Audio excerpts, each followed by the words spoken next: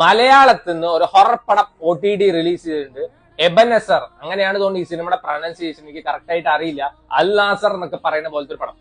അൽ നാസറിന്റെ കളി കാണാനേ ബുദ്ധിമുട്ടാണ്. ഇത് അതിലും കുറച്ചും കൂടി കഷ്ടമായിട്ടാണ് എനിക്ക് തോന്നിയത്. യൂട്യൂബിലാണ് റിലീസ് ആയിരിക്കുന്നത്.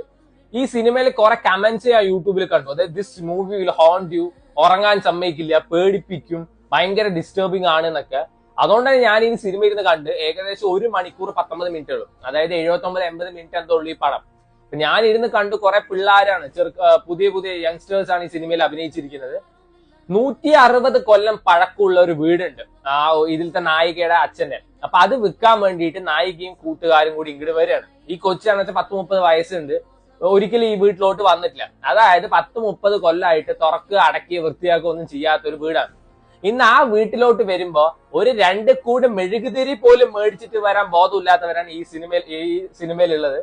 അവര് വന്നിട്ട് അയ്യോ ഇവിടെ കറണ്ട് ഒന്നും ഇല്ലല്ലോ, ഇവിടെയൊക്കെ വൃത്തിയാക്കണമല്ലോ, 30 വർഷമായിട്ട് അടച്ചിട്ട് വീട്ടിൽ പിന്നെ മാറാലല്ലാണ്ട് പിന്നെ പൂമാല ഉണ്ടാവും. ഇത് ഭയങ്കര സയന്റിഫിക് ആയിട്ട് ആലോചിക്കുന്ന ആൾക്കാരാണ് എന്നൊക്കെ പറയുന്നുണ്ട്. ഈ സിനിമയുടെ ആദ്യത്തെ കുറച്ച് ഭാഗമൊക്കെ രസമുണ്ടായിരുന്നു. അതായത് ഈ പ്രേതം ഉള്ള വീട്ടിലോട്ട് എത്തുന്ന സമയത്ത് വണ്ടി ഓഫ് ആവുക, വണ്ടി സ്റ്റാർട്ട് ആവാതിരിക്കുക, ചെറിയ ചെറിയ ജംപ് സ്കെയർസ് കാര്യങ്ങളൊക്കെ. അപ്പൊ ഞാൻ വിചാരിച്ചു അത്യാവശ്യം നല്ലൊരു സിനിമയാണ്. ആരോ കമന്റിലൊക്കെ ഇട്ടത് അവസാനത്തെ 16 മിനിറ്റ് വേറെ ലെവലാണ് എന്നൊക്കെ പറഞ്ഞിട്ട് നന്മ മരങ്ങളായ പ്രേതത്തിന്റെ കഥ പറയുന്ന സിനിമയാണ്. അതായത് പ്രേതം ആരും ഉപദ്രവിക്കില്ല, പ്രേതം ഇവരെ വന്നിട്ട് ഇടയ്ക്കിടയ്ക്ക് ചുമ്മാ വന്നിട്ട് പേടിപ്പിക്കും, പിന്നെ കേസ് തെളിയിക്കാൻ സഹായിക്കുന്ന പ്രേതം, പോലീസിന്റെ ഒറ്റ ദോസ്ത് എന്ന് വേണമെങ്കിൽ പറയാം. അതിന്റെ ഇടയിൽ CBI ഒക്കെ വരുന്നുണ്ട്. ഇത് എവിടുത്താണ് ഇവരൊക്കെ വരുന്നതെന്ന് നമുക്ക് അറിയാത്ത, എനിക്ക് ഒട്ടും വർക്കാവാത്ത ഒരു സിനിമ കേട്ടാ. ഒരു വെറുതെ ഹൈപ്പ് കൊടുത്തിട്ടുള്ള ഒരു പടമായിട്ടാണ് എനിക്ക് തോന്നിയത്. ഒന്നുമില്ല, ബേസിക്കലി ഒന്നുമില്ല.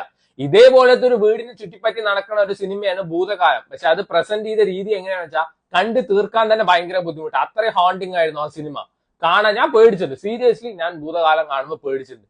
ഈ സിനിമ കാണുമ്പോൾ ഒരു തേങ്ങയും തോന്നിയിട്ടുണ്ടായിരുന്നില്ല. പിന്നെ എല്ലാ പ്രേതപ്പടത്തിലുള്ള ഒരു കാര്യമാണ്, രാത്രി എന്തെങ്കിലും സൗണ്ട് കേൾക്കും, എന്നാൽ മിണ്ടാണ്ട് അവിടെ എവിടെയും കടന്നാൽ പറ്റും, അപ്പൊ വലിയ ധൈര്യശാലിയായിട്ട് പോയി നോക്കും, എന്നിട്ട് പ്രേതത്തെ കണ്ട് പേടിക്കും. അങ്ങനത്തെ കുറെ സാധനമൊക്കെ ഈ സിനിമയിലുണ്ട്. സോ യൂട്യൂബിൽ ഫ്രീ ആയിട്ട് അവൈലബിൾ ആണ്, try it out.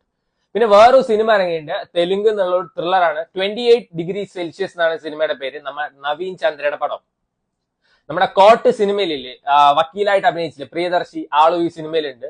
So Naveen ചന്ദ്രയുടെ പടങ്ങൾ പറയുമ്പോൾ യൂഷ്വലി എന്തെങ്കിലും ഉണ്ടാവും, ക്വാളിറ്റി സാധനങ്ങളായിരിക്കും. അതുകൊണ്ട് മാത്രമാണ് ഞാൻ ഈ സിനിമ കണ്ട്. ഈ 28 ഡിഗ്രി സെൽഷ്യസ് പറയുന്ന ആ ഒരു ടെമ്പറേച്ചർ ഈ സിനിമയിൽ ഭയങ്കര ഇമ്പോർട്ടന്റ് ആണ് കേട്ടോ. അതെന്താണ് ഞാൻ പറഞ്ഞു കഴിഞ്ഞാൽ പിന്നെ കാണാൻ ഒരു താല്പര്യം ഉണ്ടാവില്ല ആർക്കും. സോ അത് കാണുമ്പോൾ തന്നെ നിങ്ങൾ മനസ്സിലാക്കുക, ആമസോൺ പ്രൈമിലാണ് സ്ട്രീം ചെയ്യുന്നത്. അപ്പൊ ഈ സിനിമ തുടങ്ങുന്നത് എങ്ങനെയാണെന്ന് വെച്ചാൽ നമ്മുടെ നവീൻ ചന്ദ്ര ഒരു കൊച്ചിനെ കാണുന്നു, ലവ് അറ്റ് ഫസ്റ്റ് സൈറ്റ്. എനിക്ക് ഇപ്പോഴും മനസ്സിലാവുന്നില്ല, ഒരു കൊച്ചിനെ ഓട്ടോ കയറി പോയി കാണുമ്പോഴേക്ക് എങ്ങനെയാണ് ലവ് അറ്റ് ഫസ്റ്റ് സൈറ്റ് തോന്നിക്കുകയെന്ന്. ഫസ്റ്റ് ഹാഫ് ഭയങ്കര